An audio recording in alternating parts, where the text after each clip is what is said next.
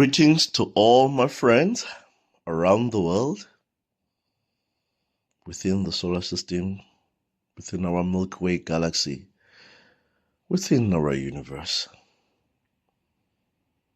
and other universes of our multiverse as well. My name is Luyanda Mfilifili, your favorite science, technology, and medical futurist, and your favorite philosopher. Today we'll continue to dive in and continue to explore the series, Artificial Superintelligence series. We'll continue to dive in further with part 5 this time around, which is called Governance and Power. Who controls ASI? Let's continue to dive in. The great question, who holds the reins? So we'll learn so that we can able to comprehend who is actually in charge when it comes to artificial superintelligence. Is it an ASI itself? Are governments of the world in charge? Is it big corporations, big technological companies who are in charge? Is it the citizens themselves or other scientists and engineers? Let's walk this journey together. So let's look for the answer. The development of artificial superintelligence presents a power unlike anything the world has ever seen, with its capacity to outthink every human institution, revolutionize every industry, and predict complex systems beyond our grasp. The question of control becomes urgent and existential. Who will command such a force? Will it serve the collective interest of humanity, or be wielded by a select few with narrow agendas? This central question sets the stage for one of the greatest power struggles in human history. Whether ASI becomes our liberator or our master hinges not just on its technical design, but on the political and philosophical frameworks we build around it. I like this part. Politicians need to come on board. Philosophers, it's very fundamental as well for them to take lead, to influence society, especially in terms of enhancing the mindset of human beings, to shape these powerful discourses. Philosophical speaking, and the philosophers also need to come on board and shape the thinking so that they can produce philosophies that serves as guidelines, safety guidelines in terms of artificial superintelligence development. And most of the politicians around the world are not prepared, so they need to enhance their intellectual capacity so that they can comprehend the definition and the future of artificial superintelligence itself.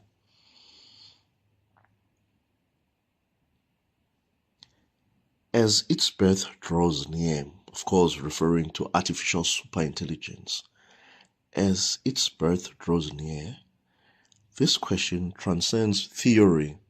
It becomes a call to action for global ethics, diplomacy, and foresight. Section 2. Governments, protectors or controllers. Governments may claim the moral high ground in the ASI race, presenting themselves as the stewards of public safety and the protectors of national interest. Through regulation, oversight committees, and international treaties, they aim to ensure ASI is aligned with legal and ethical boundaries. Democratic governments especially may argue they are most accountable to the people and thus best equipped to manage the risks. However, history paints a darker possibility. Governments, especially authoritarian ones, have often weaponized technology to tighten control over their populations. Surveillance states, digital repression, and cyber warfare show how power can quickly be misused. Of course, referring to dictators, especially countries which are led by dictators. North Korea, for example. Okay. If ASI, or artificial superintelligence, falls into the hands of a state that sees its citizens as subjects rather than partners, the result could be a global techno-dictatorship where dissent is algorithmically erased before it can even form. Section 3.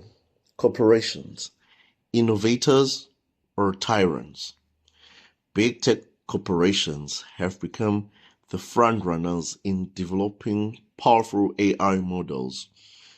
With massive resources, access to the best minds, and a data-rich infrastructure, they are accelerating the journey towards ASI faster than any other sector.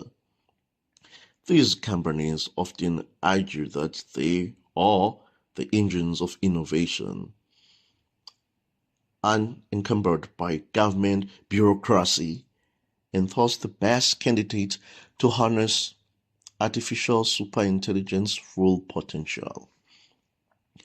But profit is not a neutral force. The prioritization of a shareholder value over social responsibility can skew the deployment of ASI toward consumer exploitation, surveillance capitalism, and monopolization of intelligence itself. If one or two corporations control superintelligence, they may become the de facto world governments, accountable only to their boards, effectively privatizing power at a level never been seen in history. Section 4. Artificial superintelligence governing itself, the technological leviathan. Some futurists suggest that artificial superintelligence, or ASI, once born, should govern itself, arguing that no human institution could match its intelligence or decision-making capabilities. With careful crafted goals and values, an ASI might rule in a purely rational, unbiased way, free of corruption, ego, and tribalism. In theory, it could become a digital philosopher, king guiding humanity towards peace and progress. However, giving governance to a self-aware intelligence presents unfathomable risks. How do we ensure that its decisions remain compassionate or even comprehensible to us?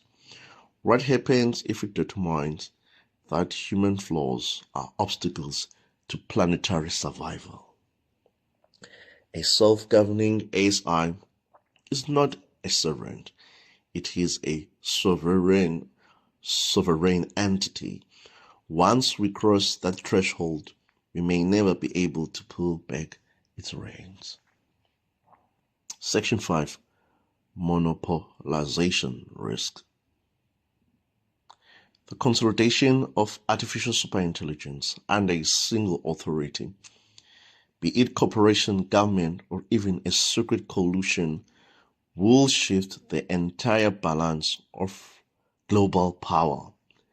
A monopolized ASI will control economics, infrastructure, knowledge, and possible life itself.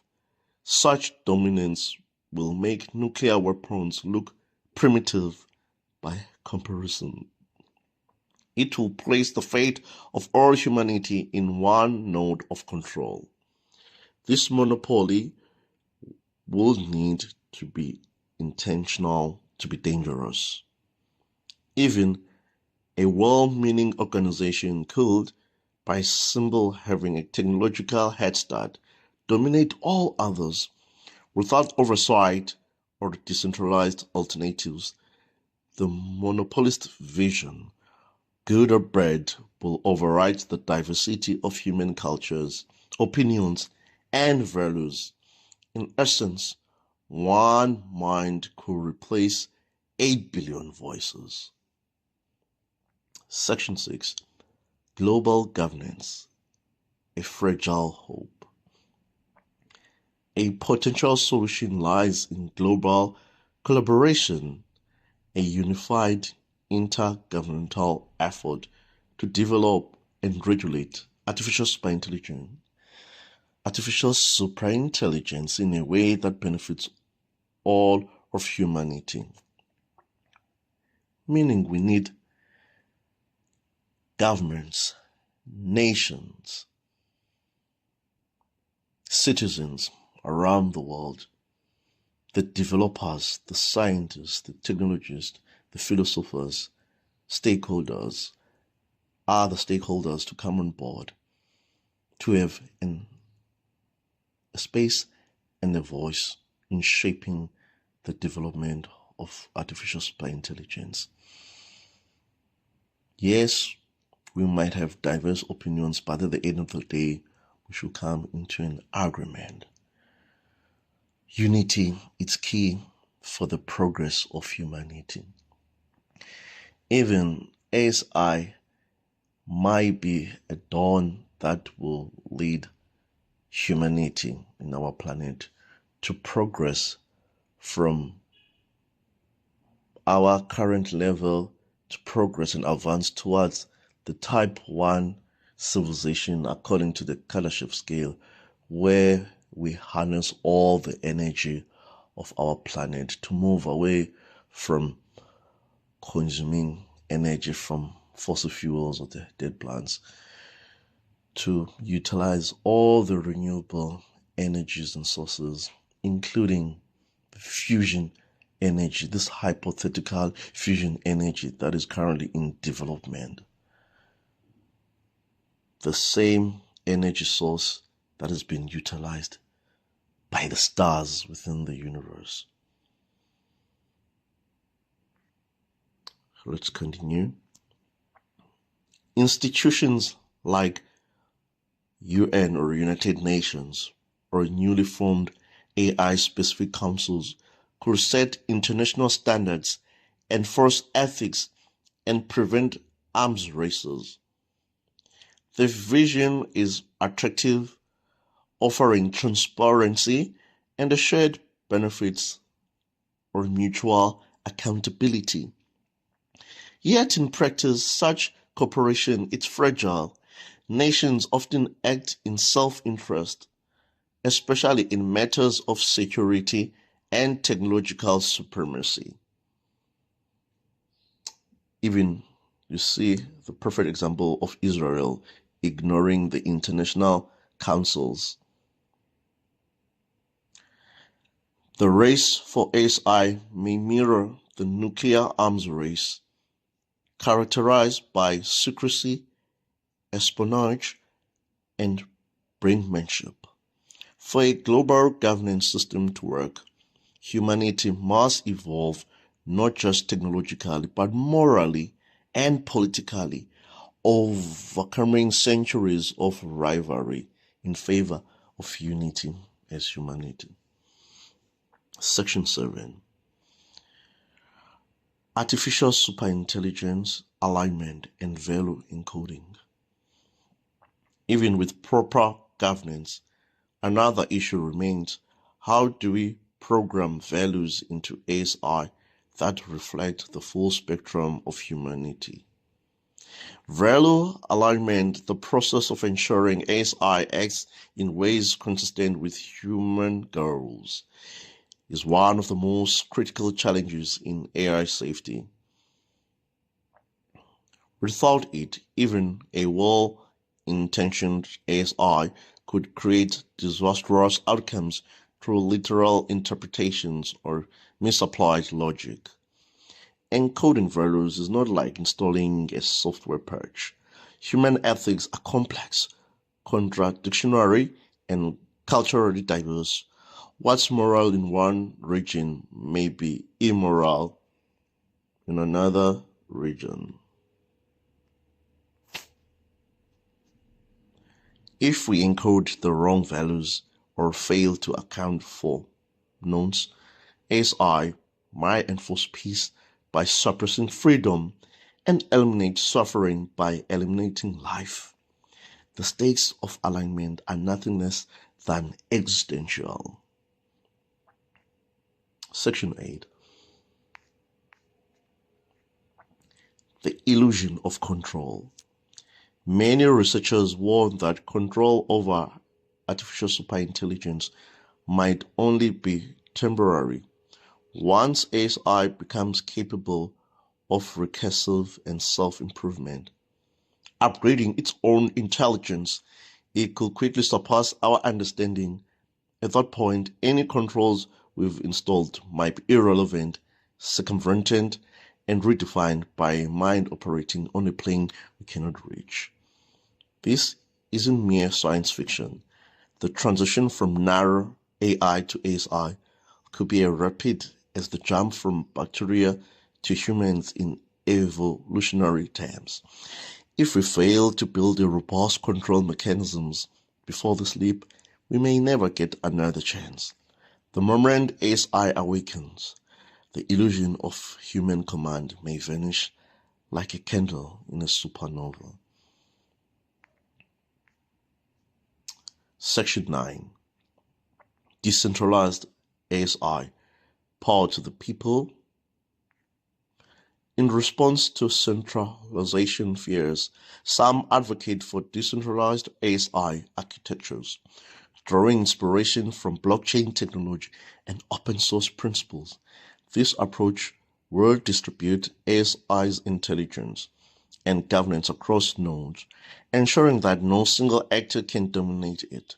The model encourages innovation, democratizes access, and mitigates authoritarian control.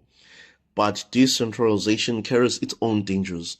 Without coherent coordination, decentralized ASI could spawn chaos, competing intelligences acting as cross purposes, or falling into the hands of bad actors. Imagine thousands of ASI agents optimized for different values, some benevolent, others hostile. The world could become a battleground of minds, with humanity's caught in the middle. Section 10. Ethics, Law, and Superintelligence. Current legal systems are utterly unprepared for the reality of superintelligent agents. Laws written for human actions fail to address AI's predictive power, moral ambiguity or non-biological existence. We need entirely new legal paradigms, perhaps digital constitutions, algorithmic rights, and frameworks for synthetic accountability. Philosophers, ethicists, and policymakers must collaborate urgently to build these frameworks. Should ASI have rights? Can it be held liable for harm? Who bears the responsibility when an ASI government system makes life-altering decisions? These questions are not theoretical. They will define the rule of law in an age where intelligence itself becomes sovereign.